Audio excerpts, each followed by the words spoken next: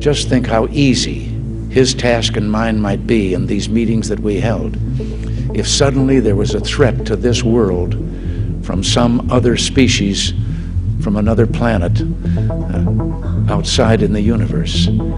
We'd forget all the little local differences that we have between our countries, and we would find out once and for all that we really are all human beings here on this earth together.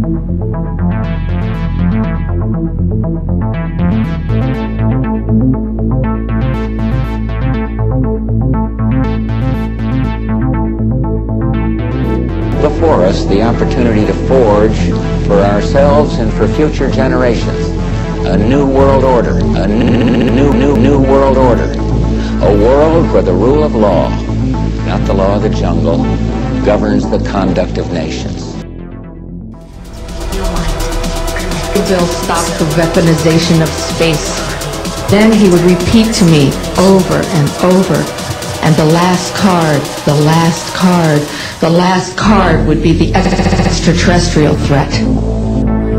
Connect your soul, connect your body, enter the simulation. Hello everyone, and welcome back to It's a Sign. Thank you so much for tuning in. As you can see, I am alone. Helki is in London, I'm in France. I'm still working on our kitchen, but through a little bit of magic and technology, boom, there you go. Here's Helki. Everyone say hi. Hello everybody. Yeah, we're having some technical difficulties, so hopefully this works out for us. Some exciting topics today. Yeah, and today's topic is probably maybe something you guys have heard of if you are followers or subscribers to our channel. But today we're going to be talking about Project Bluebeam, and this theory is not new, but in light of certain events and certain technology that's starting to surface in the mainstream, I think Project Bluebeam is definitely something we should be aware of as a collective. And I have gone through quite a lot of stuff to try and find the most factual, accurate things as possible. But remember, we are speculating. This is a theory, and we cannot say with certainty that this is 100% truth. Regardless, it is still something that I think is important to explore, and I will try to stick as close to the facts as possible. And we have some video footage and a lot of stuff to kind of back ourselves up. So basically, Project Bluebeam is a conspiracy theory which was theorized in the 80s and 90s following kind of the insurgence of UFO speculation, especially after Roswell. And it's that NASA or certain, how do you say this, deep state or deep, kind of hidden government agenda has been planning to implement a new age religion.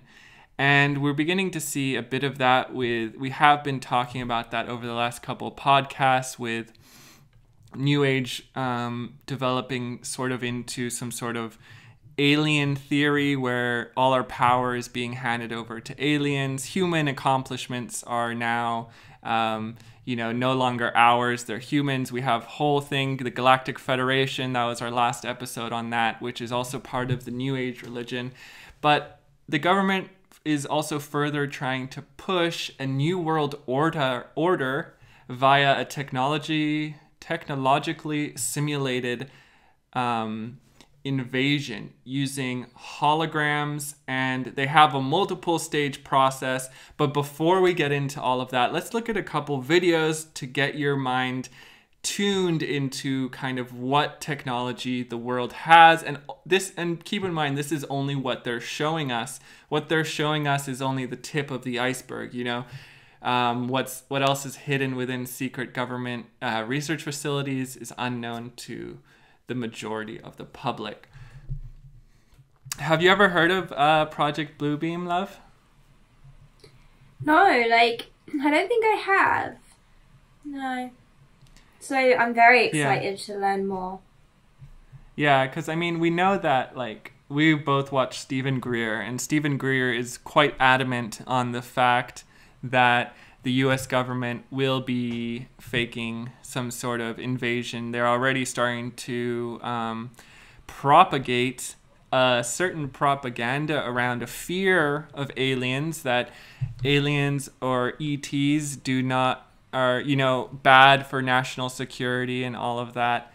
So there's already a rhetoric that's starting to come out, and we will explore a bit of that through even one of a show on network television with Demi Lovato, as how that's starting to spread some fear towards aliens. But right now, let's go and check out some of the videos. So, love, if you want to click on that playlist I sent you and click on the first video. So obviously what we have here is a publicity display for Dubai, but you can see that they've got some sort of holographic imagery. Yeah, so as we're playing the next video, we can see this is drones in China. And look what they've simulated, this dragon light show in the sky. And you can see how well programmed these drones are and what they're doing. And you can just keep letting the videos play for now. Here we can see some of the setups for within China and the things that they can really begin to do with just drone technology. And this is important because one of the key points in our blue beam theory is that the government will be trying to stage a fake alien invasion using holographic and drone technology.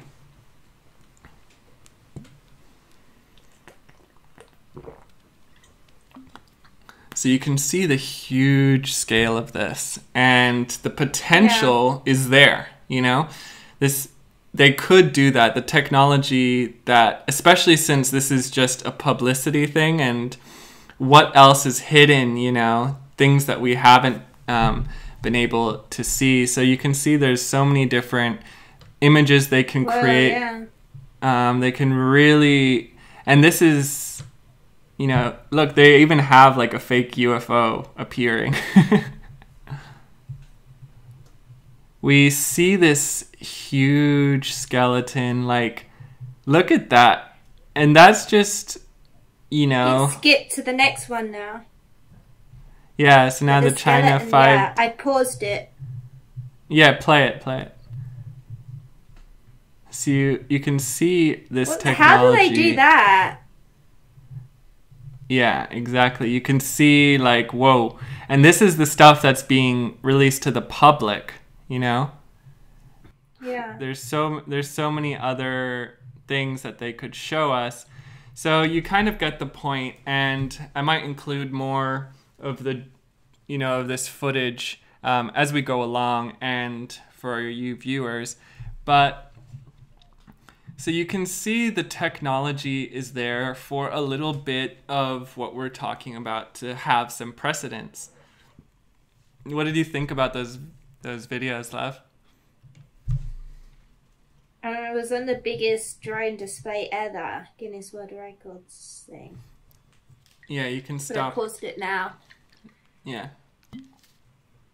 Yeah, like, it's crazy. It's incredible. Like, you could easily mistake if that just appeared in the sky. Like, what would you think? You know? What would you think? Like, you'd think, is this, like, angels? Are these spirits? Like, it's kind of scary because it could really sort of mess with our perception of things. Yeah, exactly. They can definitely mess with our perception, especially when we consider that, you know, this technology, so far it looks a bit unrefined. You can see like the gaps between the drones. It looks like a proof of concept so far, but it is only what is being released to the public. And we know that what they show us is only just a fraction of what they're actually capable of. Yeah, but how did they do those whales? Like the whales flying and coming out the water. Like, it looks so realistic. Like, I know. How do they do that? I don't get it. Yeah, and the whales one was the most trippy. Like the drone lights, you know, it's crazy and everything. But the one with the whales, like the holograms, I guess, they're different from drones, are they? Yeah, and we'll see some evidence that was released like in the early 2000s that just show that the government have some holographic technology way beyond what is kind of being released within the mainstream. So now that we've kind of seen what is possible, let's get into kind of the 4 steps of Project Bluebeam. So basically, we've covered that it is a theory to kind of create a new world order, which means a universal government. In order for the theory is that for America, in order for humanity to kind of get to the next stage, we need to have one unified government controlling us and helping, you know, breach into space and all those things. And the US government has potentially been planning this for a long time. So step 1 requires the breakdown of all archaeological knowledge. And this is important, especially when we hear from people like Graham Hancock, who is kind of, you know, he's an investigative journalist and he's studying ancient history. I strongly resist the idea that archaeology is a science. I don't think it should be described as a science. What do you think it should be described as? It's more like a kind of philosophy. It's an attempt to interpret the past based on rather flimsy and limited evidence. And what you find in that interpretation is that the preconceptions of the individuals involved are being imposed upon the evidence, which then turns out to support their preconceptions. And that's not a scientific way of doing things. A scientific way of doing things is testing hypotheses and seeking to falsify them and seeing if they work out. So the problem is drawing these conclusions and then being too rigid with these conclusions upon the further evidence. That's my view. Yeah. That archaeology has been much too rigid, and that there's a climate of fear in archaeology. I don't mean to pick particularly on archaeologists here. I think this is generally true across other disciplines as well. These days, academics are driven by the need to publish research papers. Institution of archaeology. I want to be clear, I have nothing against individual archaeologists. On the contrary, I've met many wonderful individual archaeologists, and I couldn't do the work that I do without the work that archaeology has done. But there's a difference between individual archaeologists and archaeology speaking as an institution, for example, the Society for American Archaeology with its 5,000 members. And they seem to take a view that the only people who are entitled to interpret the past of humanity are archaeologists, particularly the remote past. There's a role for historians, of course, where we have documents. But once you get back into the remote past where you don't have documents and you're dealing with artifacts dug out of the ground, they seem to feel that only archaeologists are authorized to speak about this, and that anybody else who puts a different point of view into the conversation is a danger and a threat, and must be silenced. And he's basically saying that the Archaeological Society doesn't budge on what their view of history is. You know, he doesn't say that they're all colluding. He says they're more, you know, stubborn on, you know, just not willing to budge. But what if there is an agenda? What if there is an agenda to kind of obscure history, the truth of history from us?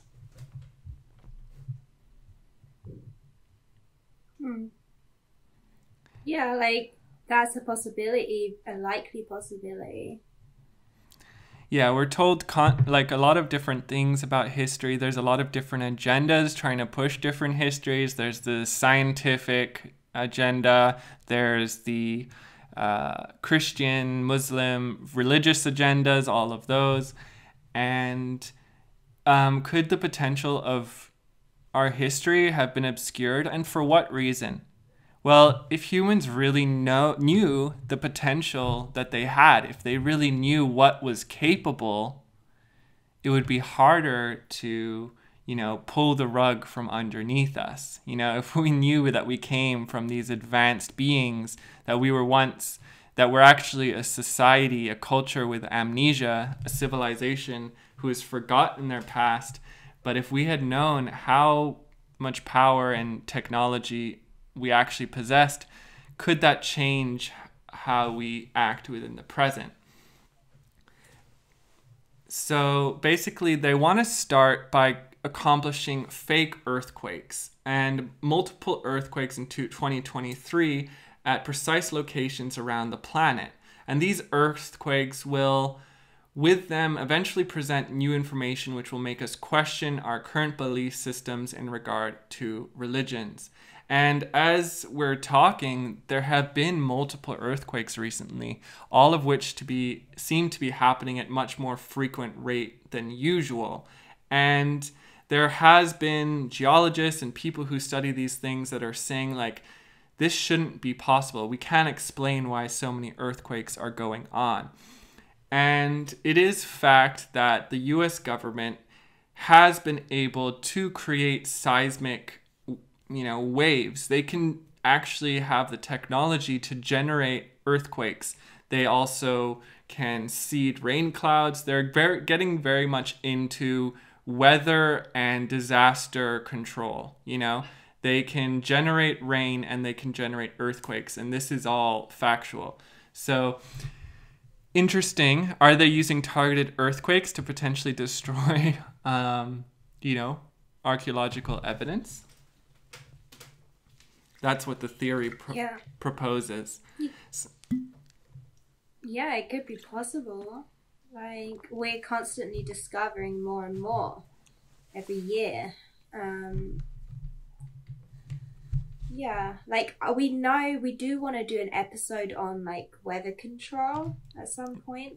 So I definitely know for sure, for some reason, they're doing that. They know how to make it rain. Yeah.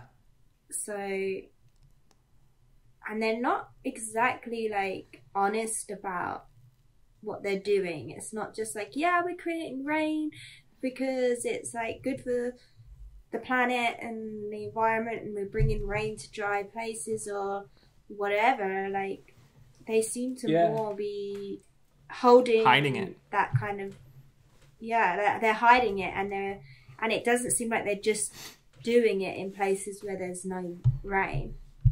No, it is a bit strange, and there are videos of people recording these weather manipulation stations and showing proof of that, and I will gather those videos for the final cut of this edit.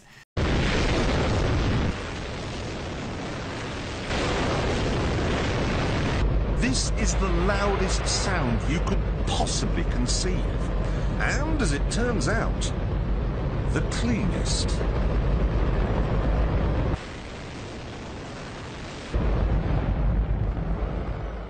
Now,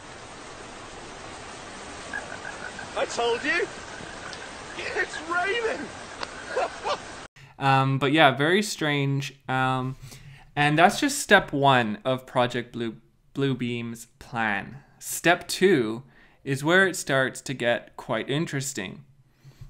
Airspace holograms will start off as subtle UFO, but will eventually appear to people as some sort of omniscient entity. They're trying to create a god for people to see. And that's where I think this New Age religion has been planted.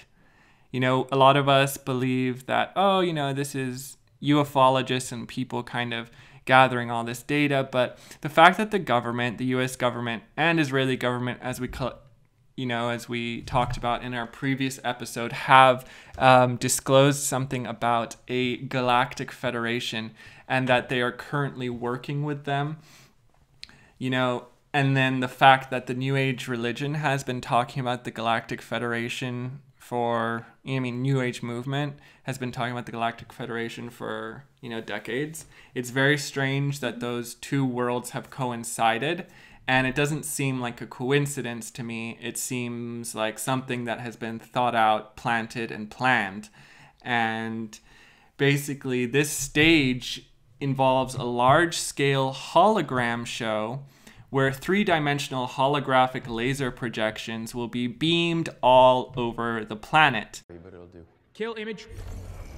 Decloak drones. All right, weapons.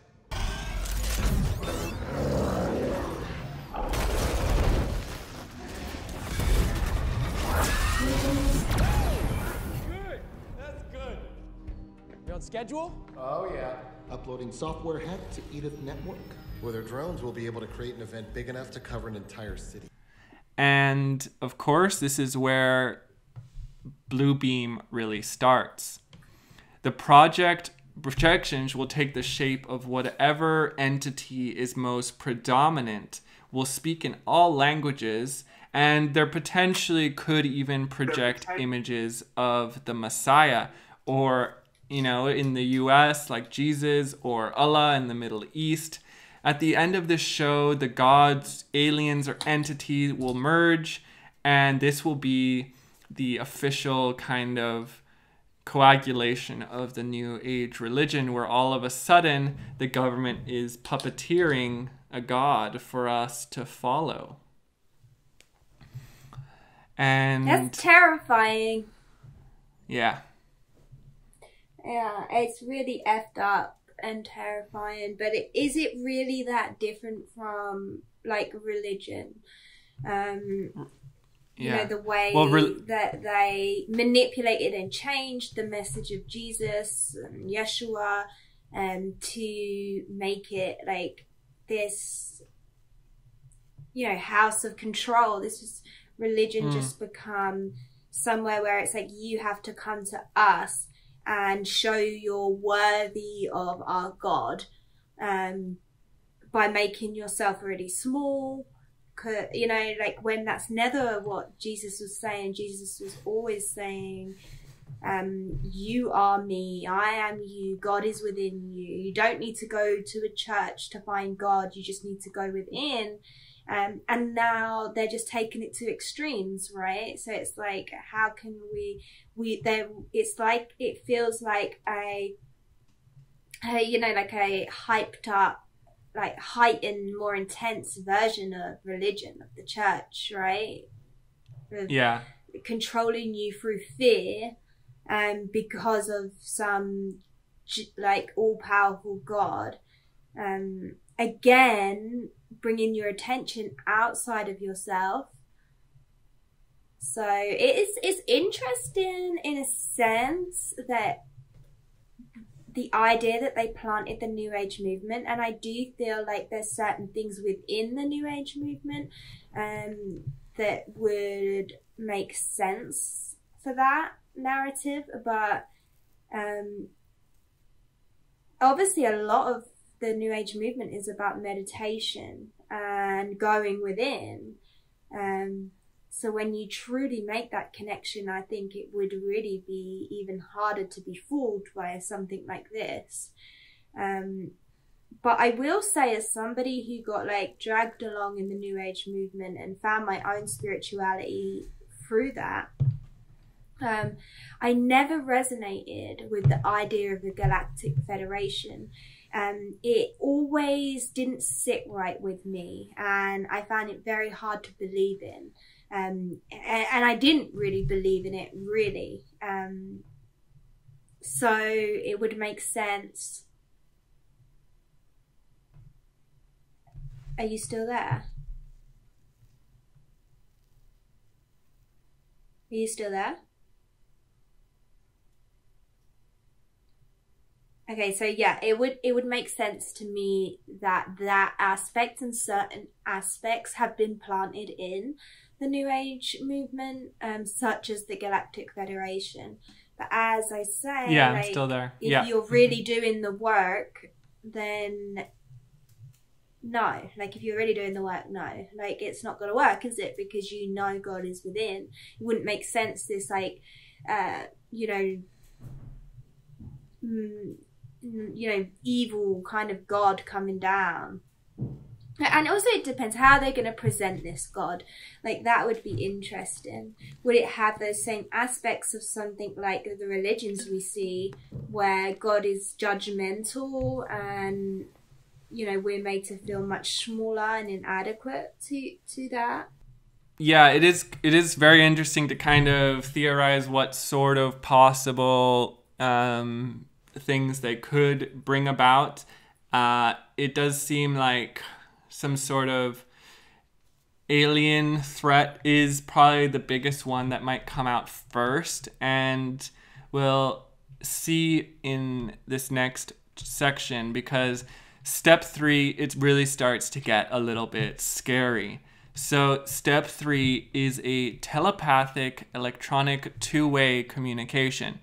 It involves making people think their God is speaking to them through telepathy, projected into the head of each person individually using a specific form of radio waves. And with all the advances in technology today with regards to Elon Musk's brain chip and Neuralink, and it definitely seems like a possibility that could happen. And the fact that, you know, there are directional speakers, you know, speakers that only can be heard by a certain person. There could be some way, we don't know about, where they could probably transmit a voice through radio waves where it makes it feel like they're speaking within your own head. Yeah. That's kind of freaky. Yeah. And yeah, that kind of like really could mess with you, because like, as somebody who has my clairs open, you know, I can hear, sense, feel, sometimes see spirit. So that could be really weird, because they're like messing with your own natural abilities and intuition. Like, I that makes me very uncomfortable that they would do that. Yeah, that's very problematic. Yeah. And I hope that doesn't come to fruition. Yeah, I mean, it's very possible, especially when I consider Bluetooth. You know, like, I can hear the Bluetooth frequency. You know, it's like this high-pitched tone, and it doesn't feel good in my ear, but I use it anyway. I'm using a Bluetooth headset right now to communicate. You know, but you can hear specific frequencies already. And what if there's a way to kind of transmit frequencies through the air and to bend them in certain ways so that they form words that people can hear, but, you know, it's almost like done in a way where it's very different from a traditional speaker. And yeah, it's a very interesting thought. But let's move on to... It might cause people to go back to wearing tinfoil hats. Yeah. Because I saw on TikTok recently, like, those pyramid hats, like with the copper pipes, but you can make like pyramid hats with them. So they're basically sort of like modern day foil hats, tinfoil hats. Maybe I mean, there's, you know, you like those pyramids, but like, what? It might be the road we have to go to protect our own autonomy, right? Yeah, we'll have to wear, you know, coned hats. What if the wizards of old were onto something? Yeah, maybe. You know, they had those big conical hats. Their hats might have been lined with copper or foil or something. Yeah. Yeah, there's this guy on Instagram called the Black Airbender, and he's always wearing a triangle hat on his head. The thing with copper, especially if you fill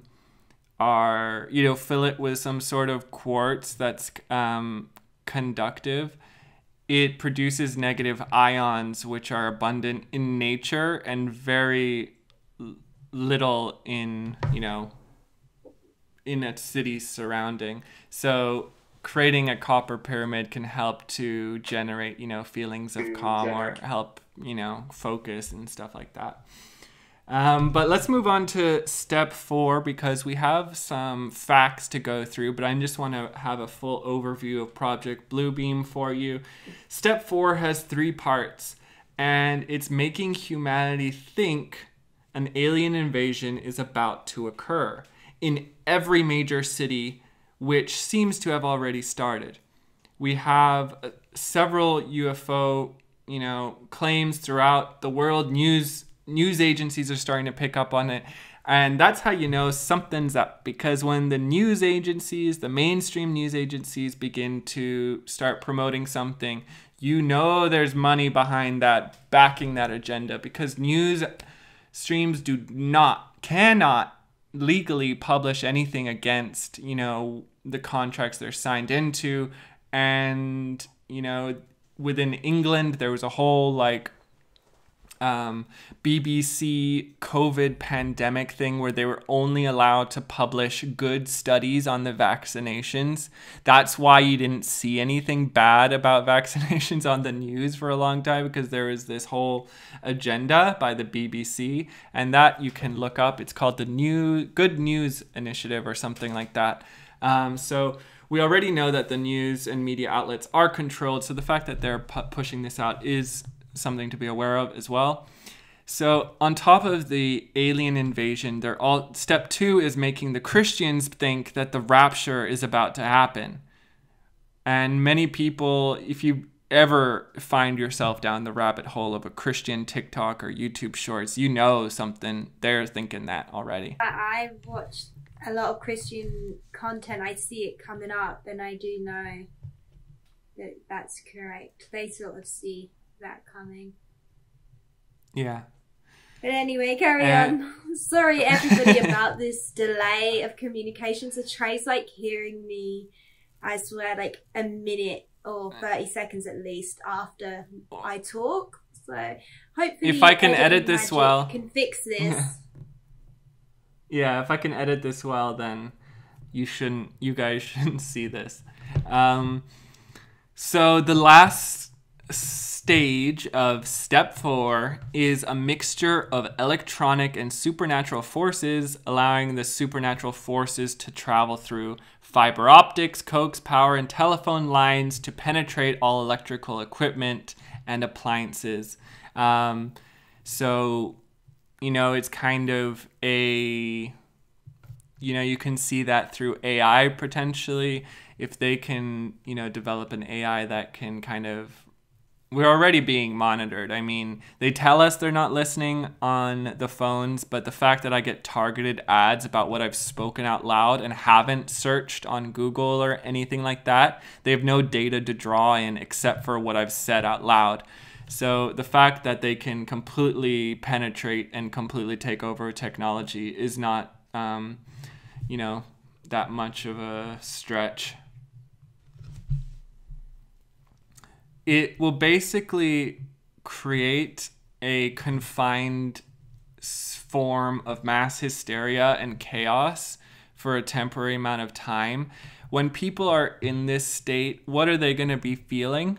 Most will be feeling fear, panic, and terror. What do people look to when they feel those things? They will look to the law, they will look to the government and the big brothers that are watching over us. It's happened with 9/11, it's happened with wars, that have been broken out. They're saying terrorists, all these things, but we all know now that those terrorists were put there by the US government. They were created by the US government.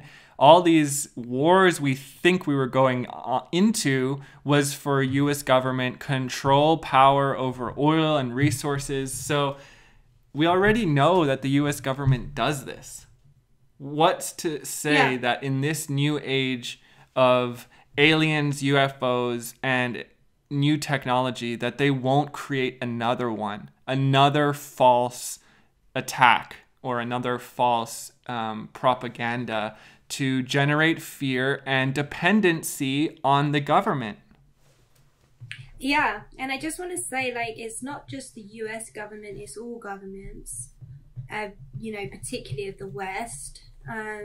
But yeah, we saw even, like, we all have the experience of the COVID pandemic, and that kind of showed you exactly how much power they have. Like, we weren't even allowed to travel around. Like, we were confined to our homes because that's what we was told.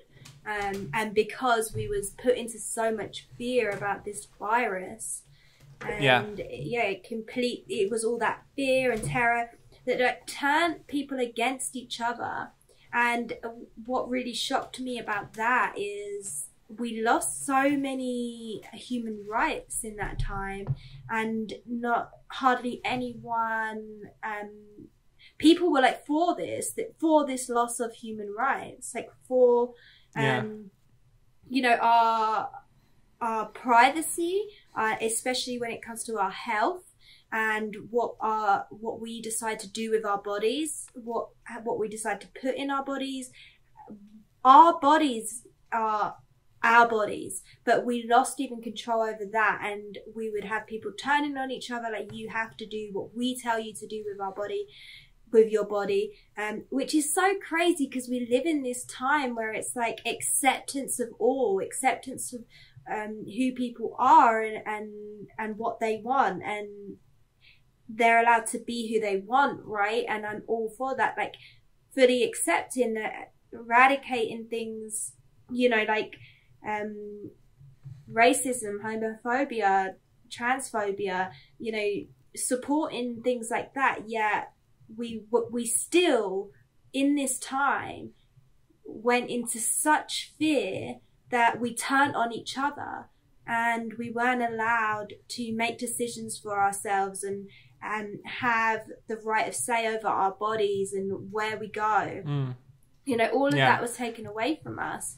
So we've seen, even in this very awake, fully accepting, like, woke time that we're in, we went through that. And people went into such fear that we lost our autonomy with our bodies, and anyone who, you know, didn't want to go along with the mainstream narrative was, you know, villainized. Yeah. I mean, actually, when you look at the statistics, the majority of the people who are going along with the vaccination were actually people you would label woke, you know, in this day and age. The Democrats, the liberals, the people, you know, all those kind of people, everyone I knew on that side of things were all pushing vaccinations.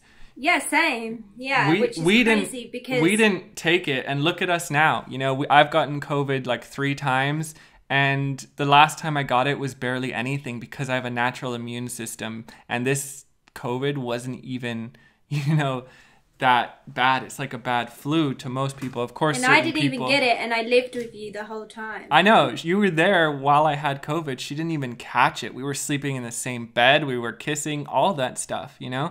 But what is that? Was that my natural immunity? What was that? My natural immunity doing its job? Can you believe? Like, yeah.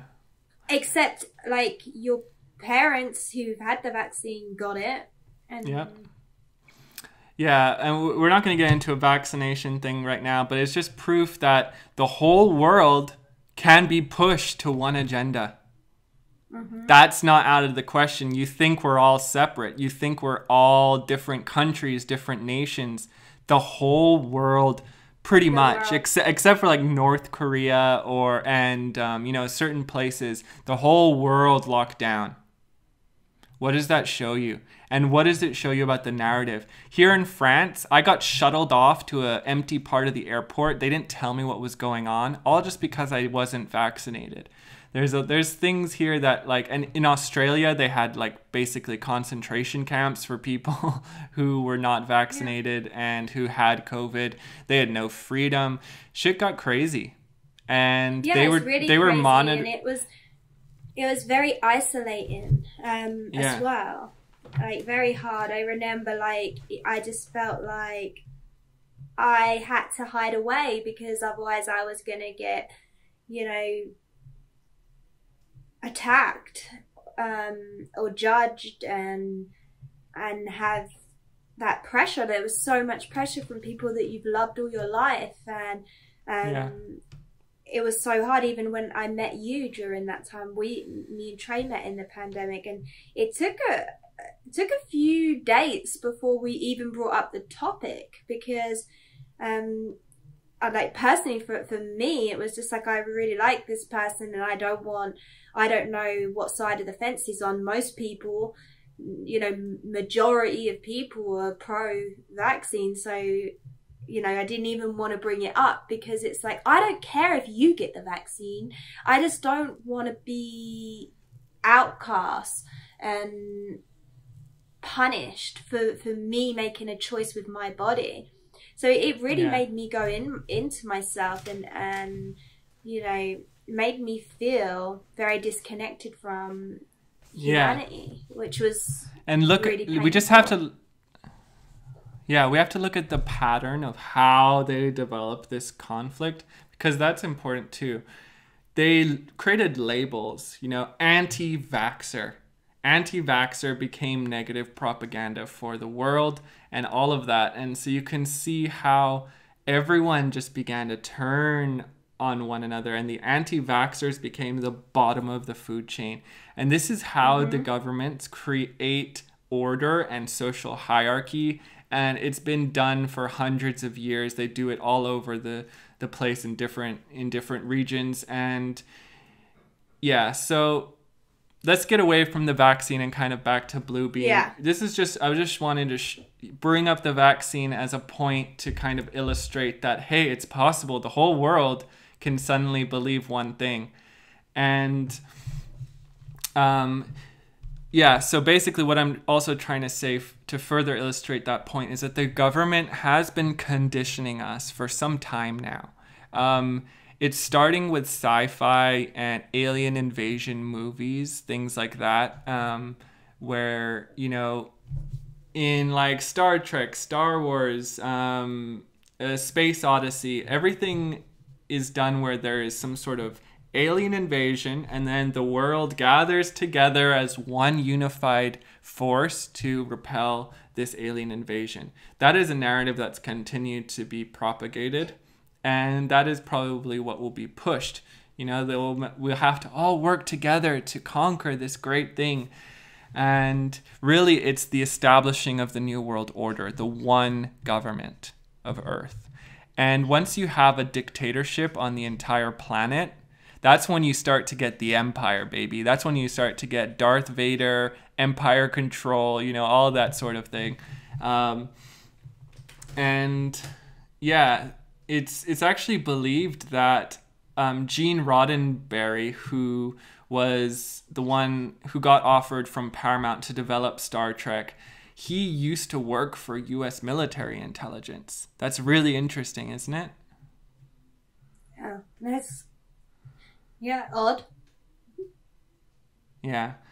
So let's kind of look at the timeline of when this all really began to be put into motion. So most people will say that the incident began in 1947, and that was a big year for UFOs. The 1940s, late 1940s, early 1950s, a lot of UFOs happened, but of course 1947 is the infamous Roswell incident, where all of a sudden there is a crashed craft on this farmer's property. The government comes up, they completely dismiss it all, and then release these photos of strange like tinfoil things saying, oh, this is what they recovered. It was all a hoax. But strangely, in the same exact year, Project Blue Book, not Blue Beam, Project Blue Book is established by the U.S. Air Force and the covert systematic study of UFOs. And this has officially been released, Project Blue Book, on the official military records. We can see it, and I will post it up here and give a link if you want to see that for yourself.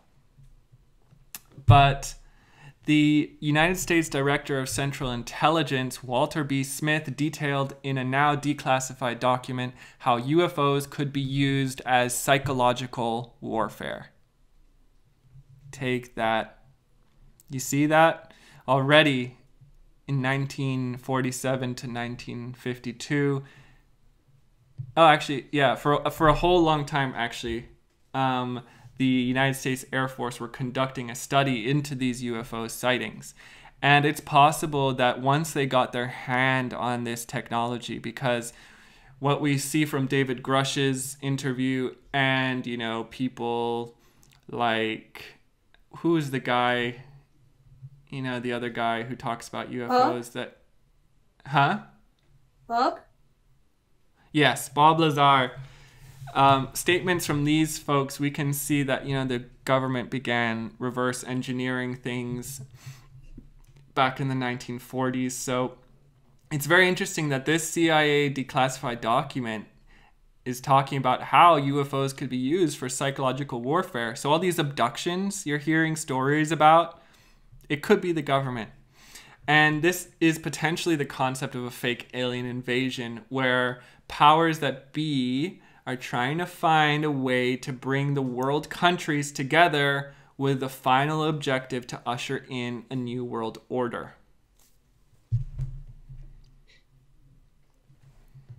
Now, we have Area 51 is built in 1955. We all know Area 51. It was the hotspot for, you know, UFOs and everything like that. And that whole area has been just a hot spot of activity for ufologists all over the country. And Bob Lazar said that Area 51 eventually, once it became known to the public, got moved. And it was still, though, in Nevada, in Las Vegas area, where they were testing retrieved craft and anti-gravity propulsion technology. So yeah, in 1969, apparently Project Blue Book is terminated, but 1970, Project Blue Beam is theoretically started. So the 1970s is really where they're trying to let this roll out. Like we said before, we have the U.S. military intelligence serviceman Gene Roddenberry, who writes a script for Star Trek. And the basis of the movie is Project Bluebeam as a plot. But the film was never made. It was taken off the air for some unknown reason. 1977. Now, we've mentioned this person many times on the podcast, but German and American aerospace engineer and space architect Wernher von Braun spends the last few months of his life with cancer, explaining to Dr. Carol Rosen that an alien card is going to be played by the government and that it is all a big lie. And I will show a video to you guys about Carol Rosen discussing that.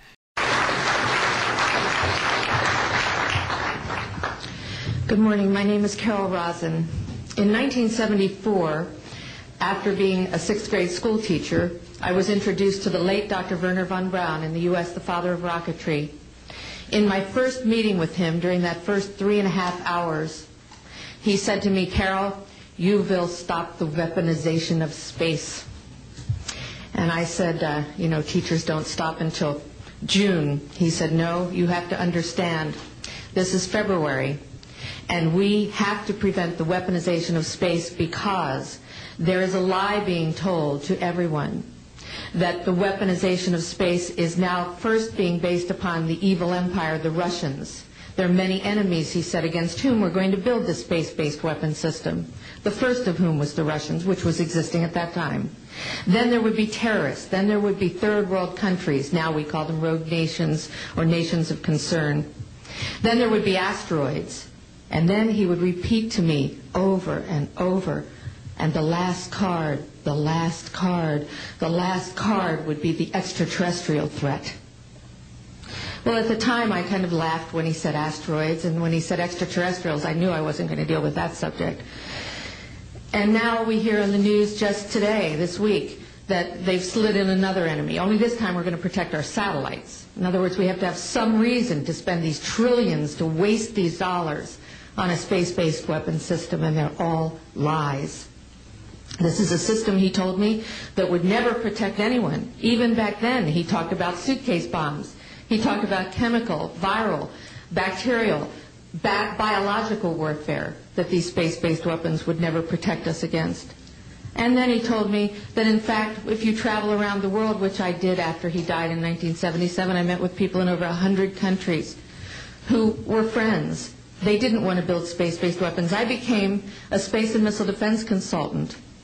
And I worked with people around the world. I became an advisor to the People's Republic of China. They don't want to build a space-based weapon system. And he told me back then that they didn't.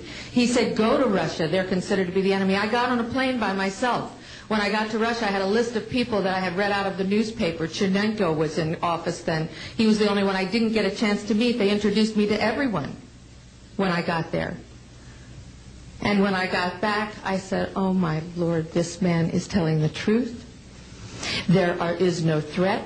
And I've been waiting until this day for 27 years. And I'm expecting the spin to happen, because he also explained to me that as a military strategist, as a person who worked on the MX missile, which I did later, he said, you will find that there is going to be a spin to find some enemy against whom we have to build space-based weapons. And now we should expect the spin, because he said part of the formula for the intelligence community is if they might have a weapon, then we have to consider that they do have these weapons. So now they do have these weapons, so now we have to build these weapon systems. And that's the formula, except that it's all based on a lie.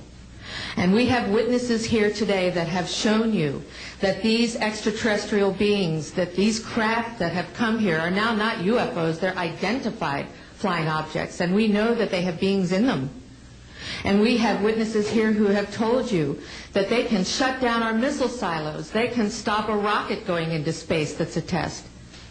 We have witnesses here who have worked in the classified departments, who have the courage to come forward here to support what Wernher von Braun told me back in 1974 to 77. And I will testify before the Congress that when I founded the Institute for Security and Cooperation in Outer Space, which I shut down a few years ago because I didn't believe we had a chance with this huge, integrated around the world, complex weapon system, that we had any chance at all of transforming that war industry into a space industry that could provide benefits, like Dr. Greer has said, of global warming. We can end that situation of that problem. We can end the energy crisis. We can build now non-polluting technologies. Wernher von Braun used to tell me that we could have cars back then that drove around off the ground. He described this to me on beams so that we have no pollution on this planet.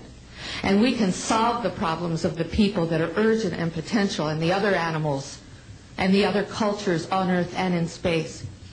And we can end the arms race without dislocating the industry jobs, without disrupting the economy, by transforming, Wernher von Braun told me, the war industry into a global cooperative space industry that will provide, he said, finally, more jobs and profits on this planet than during any hot or cold wartime, more products and services that can be applied directly to solving the problems of this planet. And we can have a whole planet now that lives in peace on Earth, with all the cultures on Earth, and with all the extraterrestrial cultures in space. And these are words that Wernher von Braun told me in 1974, and I will testify before the Congress under oath about everything I have said and more. Thank you. She was his, basically, apprentice, his protege.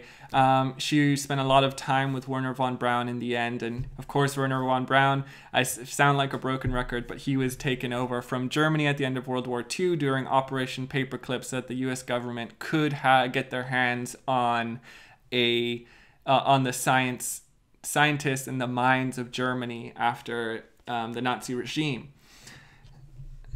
And here we have in 1987, President Reagan explains at a United Nations meeting, I occasionally think how quickly our differences worldwide would vanish if we were facing an alien threat from outside this world. And we have a video of that now. Okay, play in. I couldn't help at one point in my discussions privately with General Secretary Gorbachev, when you stop to think that we're all God's children, wherever we may live in the world, I couldn't help but say to him, just think how easy his task and mine might be in these meetings that we held if suddenly there was a threat to this world from some other species, from another planet, outside in the universe. We'd forget all the little local differences that we have between our countries, and we would find out once and for all that we really are all human beings here on this earth together. Well, I don't suppose we can wait for some alien race to come down and threaten us, but I think that between us we can bring about that realization. In our obsession with antagonisms of the moment, we often forget how much unites all the members of humanity. Perhaps we need some outside universal threat to make us recognize this common bound. I occasionally think how quickly our differences worldwide would vanish if we were facing an alien threat from outside this world. And yet, I ask you, is not an alien force already among us? What could be more alien to the universal aspirations of our peoples than war and the threat of war? I think maybe I'd answer it this way. I keep, in my frustration sometimes, you know, actually, if you count some of the things going on in smaller countries and all, there have been about 114 wars since World War II. But I've often wondered, what if all of us in the world discovered that we were threatened by a power from outer space, from another planet? Wouldn't we all of a sudden find that we didn't have any differences between us at all? We were all human beings, citizens of the world, and wouldn't we come together to fight that particular threat? There we go. Okay. Yeah, so what do you think of that? It makes me feel a bit uncomfortable, a bit eerie. Yeah. It feels very... And my first thought was, from the second he went alien threat from outer space, my instant first thought was threat. Like, why'd you go there? You know? Exactly. Yeah. It's just weird to me. Like, it wouldn't be my first instinct since, I guess, having my own spiritual awakening. Like, my first instinct wouldn't go to threat, you know, like that's what they are. They're a threat to us.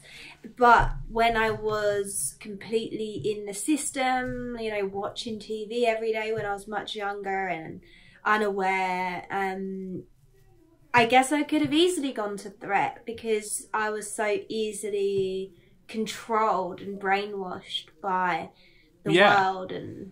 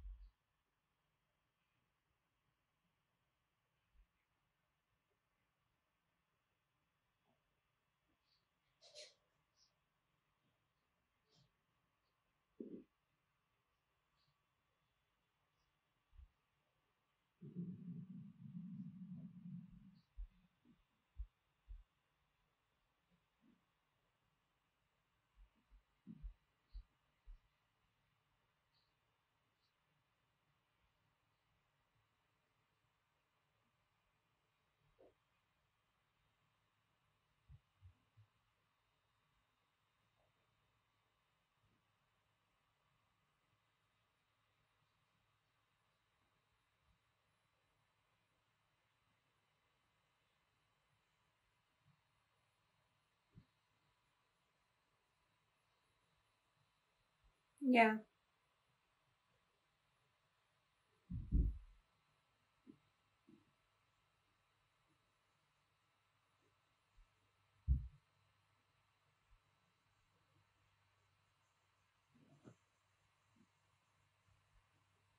Yep.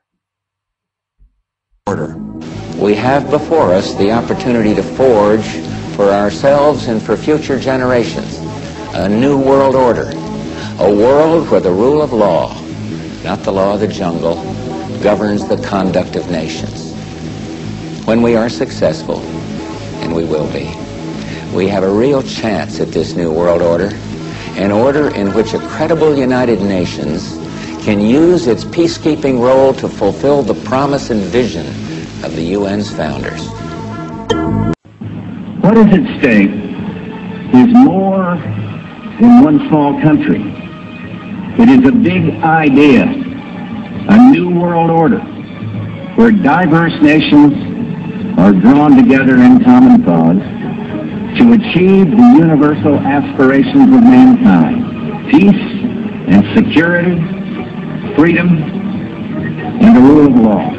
Out of these troubled times, our fifth objective, a new world order, can emerge. Now we can see a new world coming into view. A world in which there is a very real prospect of a new world order.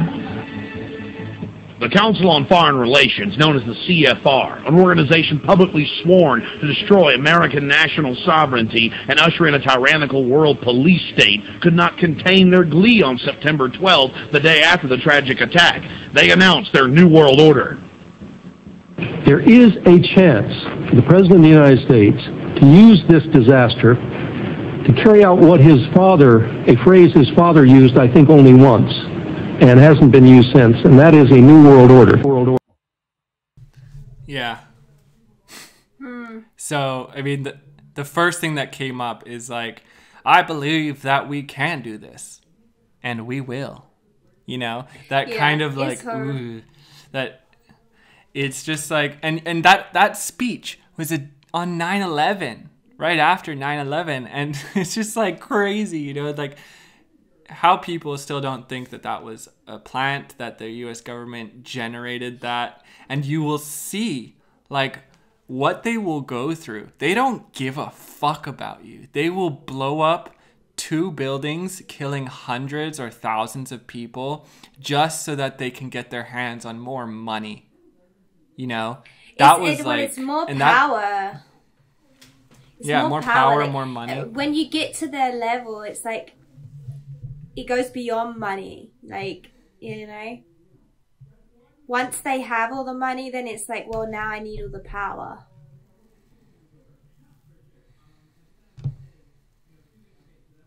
Yeah, so, definitely. Yeah, it doesn't make me feel confident and happy with the direction of the government, but I have known for a long time that we're heading towards this new world order. I think, like, if this was a benevolent idea and was coming from benevolent people, then yeah, this could be fantastic. Like, you know, everyone is all a part of the world. We can be and live and choose to be wherever we want, and everything's equal. You know, like, that idea and concept is great, but if it's to control, then yeah, it could get very dark very quickly. Yeah, and of course, like, they will always try and promote it as some good thing. You know, the vaccination, just going back to that, because it's the most recent thing. We were getting ads all over with, like, people dancing around, you know, in the UK, people dancing, young kids, old people, they're all having a great time. And then at the end, it's like, book your vaccination today. It's just like, of course, they're going to always try it and promote it as this amazing, great thing. But what we've seen is like, okay, once you've got this, you know, worldwide government, what happens if you don't fit into their view of society? what happens then? What happens if you're, you know, an outsider, if you didn't get the vaccination, if you're not buying into the New World agenda? That's the thing. And yeah, that's what's scary. I mean, that's some pretty crazy footage. You can see that they have been planning this. They literally are thinking about it, you know, at least thinking about it. And it's been a long time since then. Who knows how much fuel they've put into that fire.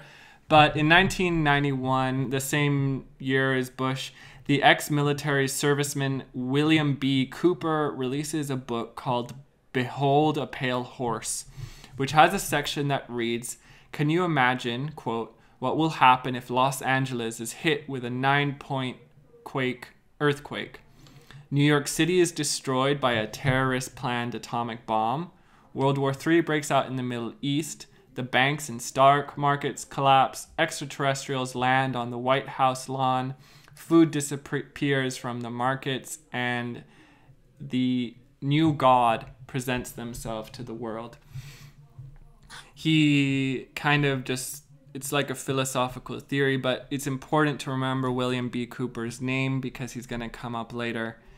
1991, Janet Morris, who has worked as a consultant to the Defense Department, the CIA, the NSA, and joins the USGSC to create the Non-Lethality Policy Review Group, which is led by Major General Chris S. Adams of the United States Air Force. And Janet Morris publishes numerous white papers in 1991 detailing how non-lethal war doctrine proposals, and they basically promoted diversifying and expanding non-lethal weapon capability, which were described as holograms. Janet Morris describes these non-lethal weapon developments as a holographic technology used to distract on the war field. You know, if the enemy thinks there's a horde of soldiers approaching them, they might shoot and waste their bullets or rounds of ammunition on the fake soldiers, while the real soldiers perform some sort of, you know, loop around maneuver or counterattack. So that's what she's talking about with non-lethal weapons. It's a weapon, basically it's a holographic weapon used to distract or disorient the enemy. She is also important to take note of. So we have William B. Cooper and Janet Morris, both ex-members of the military. Then in 1994, we have Canadian journalist Sergei Monast, and he releases the book Project Bluebeam. That's the first time we hear of Project Bluebeam, and it explains the theory and ultimately how it will end in a fake alien invasion, which will be used to usher in a new world order and spend the next 2 years. And he spent the next 2 years giving lectures and interviews on the topics. But in 1996, the police arrest Sergei Monast for homeschooling his children, apparently, and take his daughter away from him. The following day, after this happens, Sergei Monast is released from jail and suddenly dies of what is reported as a heart attack.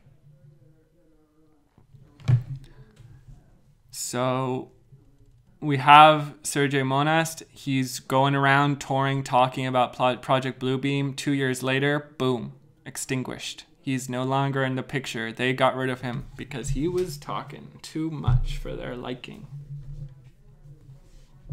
Yeah, it's scary. It's very brave to speak up.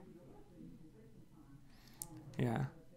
Now, remember William B. Cooper, who released Beyond a Pale Horse, talking about the same kind of thing? You know, he was an ex-military serviceman. In 2001, Cooper dies in a shootout with an Apache County sheriff after evading an arrest warrant for 3 years. So the two main speakers on this concept or this theory were also taken out. In 2004, Janet Morris, who we just talked about, who worked on the non-lethal weapons and hologram technology, she appears on British television talking in depth about how the holograms could be used to project Jesus, the devil, or UFOs into the sky. 2004 is also the last record of her having any employment within government agencies. So we're going to skip ahead now from 2004, and we're now in 2009. Dr. Carol Rosen gives a speech at a UFO disclosure project explaining her conversations with Wernher von Braun.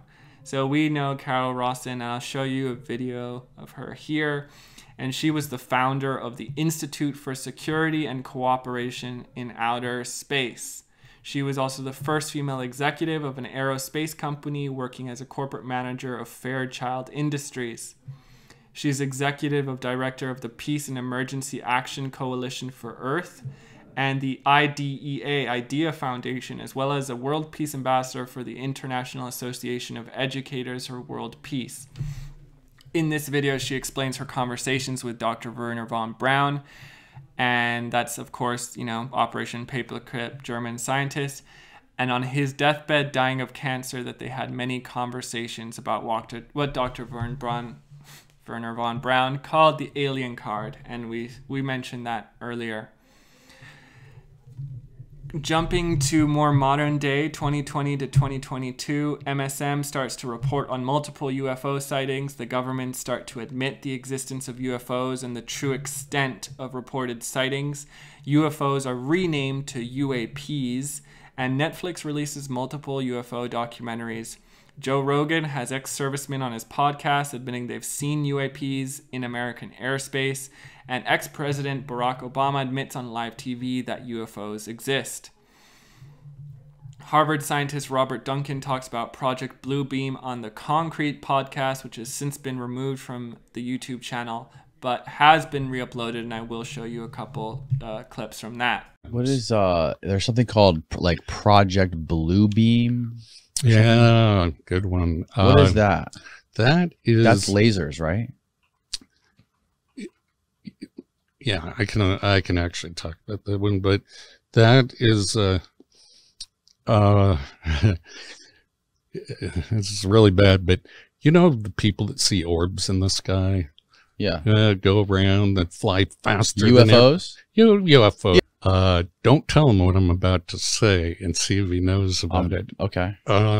So what we do is we play with our own forces to make sure our trickery will work on the enemy.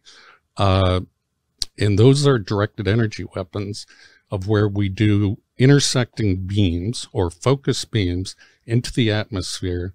And notice they're always in the atmosphere to excite the electron orbitals of the oxygen and nitrogen in our atmosphere, and it causes a glow and it causes ionization. That ionization shows up on radar and it's like a cat laser pointer, and we're making planes chase them. That's exactly how they describe these things moving, like laser pointers. Yeah, and so we can do it in 3 space.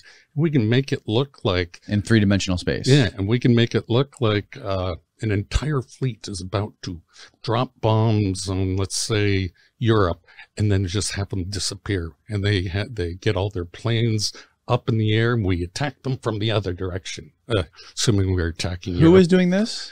The Navy, you said? Somebody.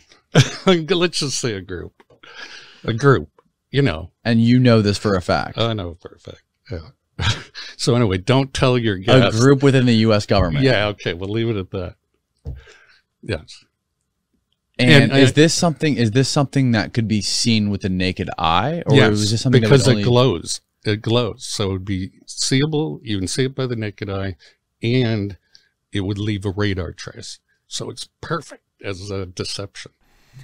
In 2020, we have Unidentified with Demi Lovato, your favorite childhood star, who of course went through her own drug addiction and stuff like that. And we can we can watch a little clip of it because it is kind of funny. If you want to go to the playlist, you can watch a clip. If you scroll up, it should be number 11. Demi sings Skyscrapers to an extra. Did you not want to say anything else because the boys were in here? Talking to an alien, a star person, or something like that. But basically, I just showed you this clip because it's kind of funny how ridiculous it is. And the fact that Demi Lovato has to start singing to this alien. But the whole show actually propagates an agenda of fear throughout it. And I might find some extra clips of them talking about that. But they're promoting this agenda that there will possibly be an invasion that is a threat on national security. Enter the simulation, plug in. So yeah, let's kind of bring things up to the present 100%. Like basically 2023, we have that whole UFO balloon shooting that it was some sort of thing from China that the government spent like millions of dollars to fire missiles at apparently these balloons. I still don't know what the hell's going on with that. There's been all sorts of strange things, reports of Hawaii where a huge wall of green lasers was seen on the same day the balloon was spotted. And there was train derailings, chemical spills, all sorts, social media platforms shutting down, and also all the things with David Grush. We have 8 countries pull out all of their ambassadors out of Turkey 24 hours before that giant earthquake hits. Multiple earthquakes worldwide, as well as the congressional hearing with David Grush and the new UFO footage. They're basically just renewing the same old stuff, but you can really start to see that a lot of the things that have been happening, that have been predicted through this blue beam or, narrated through blue beam are possible. So yeah, guys, I know that was a lot of information, a lot of different dates, but I'm just trying to kind of piece and puzzle together all the different things and show you that this Project Bluebeam is not so out of the question. A lot of the things we talked about in Project Bluebeam are currently being implemented in the world today. It's so interesting. That Turkey earthquake went all across the world. The fact that governments, 8 countries pull all of their ambassadors out of Turkey 24 hours before the giant earthquake hits, it's a little suspicious to me. How did they know that was coming? Was that a targeted seismic attack from a certain government? Can we expect more of those? Before, like we saw this with 9/11. Important people who should have been in the building that day, for some reason weren't. We see this happen every time there's a suspicious disaster. Yeah. And the fact that so many of these people have been murdered or offed for, the first people who are coming out with these topics, it's very concerning. And then we have presidents already talking about this new world order or this threat of an alien invasion all the way back, in the 1990s. So this has obviously been going on for a while. And the more information I hear, the more technology starts to surface, especially all those drone footage and holographic things coming out of Dubai and China. It's very possible that this could be a potential future. We're not saying this is 100%, of course, but it's something to keep your eyes open to, because hopefully this doesn't happen, right? Hopefully we continue to evolve and grow as a species. Hopefully we continue to, learn and just develop and just put that idea behind us. But if a big alien invasion does occur, don't automatically believe or buy into the agenda that's being pushed. We want, you should have a bit of discernment here, because this threat, especially from Wernher von Braun, he kept warning us, and all these other people, don't fall for it, basically. Yeah, and the reason that they warn us, the reason that they plant the seeds, is because they have to, for it to manifest. They're trying to make it manifest in such a big way, where it comes into all of our realities, then they have to be planting the seeds so that we become open to that timeline. So it's so important that you don't play along with it, in a sense. So by not falling into the fear, not lowering your vibration is the best way to avoid that, and like remain clear on what's really going on, not getting sucked into the narrative, and really holding on to belief, like positive beliefs for yourself, that you're not doomed, that you're not under control, and just reminding yourself, like staying strong in your autonomy and your sovereignty, and that you don't have to accept the reality that they want to feed to you. It's just so important. That is why they plant these seeds. They plant the seeds so that you are a co-manifester in what they're trying to create. But you can pull out from that, and you can bring your focus on, like, oh, well, I truly believe that we're having a awakening, like a mass consciousness awakening, where we sort of dismantle things such as the government and those in power, and those with like holding all the resources as well, and keep pushing towards a world where we're vibrating much higher. And when we vibrate higher, we have empathy, and we don't hate our neighbor. We want to help, and it's that loving vibration that we want to be in, right? Where we're not cutting ourselves off and isolating ourselves from everyone either. So it's like finding a balance, because this can make you want to cut off and make you want to isolate, and you can do that to a certain extent, but like to help others is really why we're here, is to all be on this journey together. And we all want to raise Earth's vibration, and to do that we all need to rise together. So yeah, just not feeding into fear. Like that is the vibration that screws us up. Like basically, like I heard a really good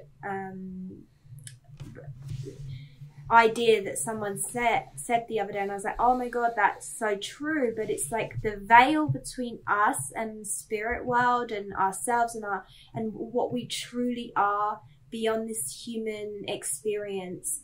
The veil is a veil of fear. When we remove that fear, we can tap into that beautiful godlike energy, and radiate that, and it feels great. It's pure love. There's no fear there. It's the fear that blocks you from that access. But yeah, that was kind of where I wanted to finish it.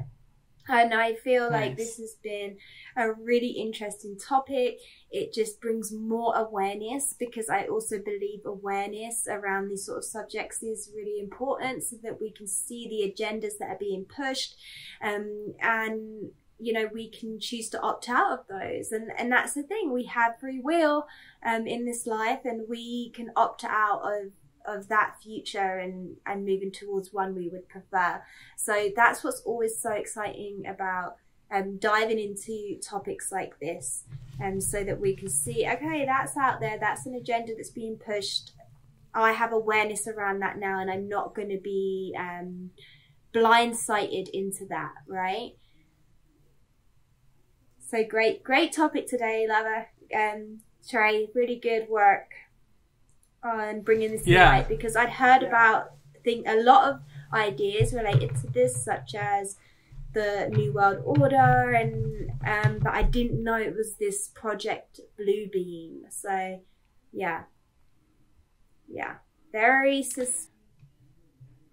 Yeah, and if I will include these clips, but if you guys want a better understanding of how this could look, the Spider-Man movie, I know it's Marvel, but the Spider-Man movie 2019, Spider-Man Far From Home, their main villain is Mysterio, and Mysterio basically creates a fake invasion that he can, with using drones and holograms, he creates this fake invasion, and so that he can promote himself as the savior, you know, so that he looks like the good guy to people. And, you know, so it shows all these like drones coming together, doing these holographic projections to form these big like monsters and aliens and stuff like that. And he's basically destroying bridges, cities and stuff, but it's all for his own personal gain so that he can look like the savior. And that is what we're looking at, you know, and so I will include that footage because that's basically Project Bluebeam in a nutshell, and they did all the CGI for us, so I could show you what that will look like.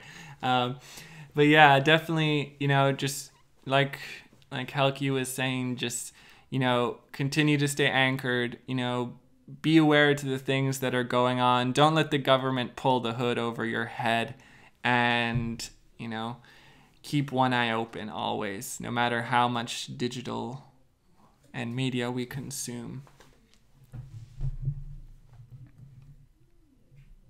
Thank you so much for watching, and yeah, look forward to getting back together and being in person and diving into more subjects. So yeah, I've had a lot of fun today.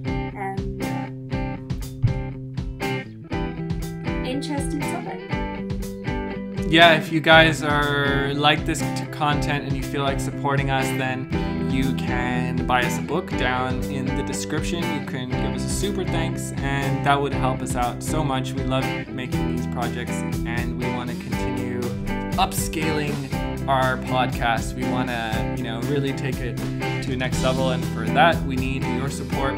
But if none of that sounds good, then of course you can subscribe, and that helps us out a lot. You know, like the video and comment. That really helps with our algorithm. And watch a couple other videos, you know, that we've made. It really helps us a lot. And yeah, we can't wait to be back together. It was an absolute laggy nightmare to record this. It was. But I'm really hoping that in the post-edit, it will all come out good. So thank you guys so much for tuning in. As always, It's a Sign, and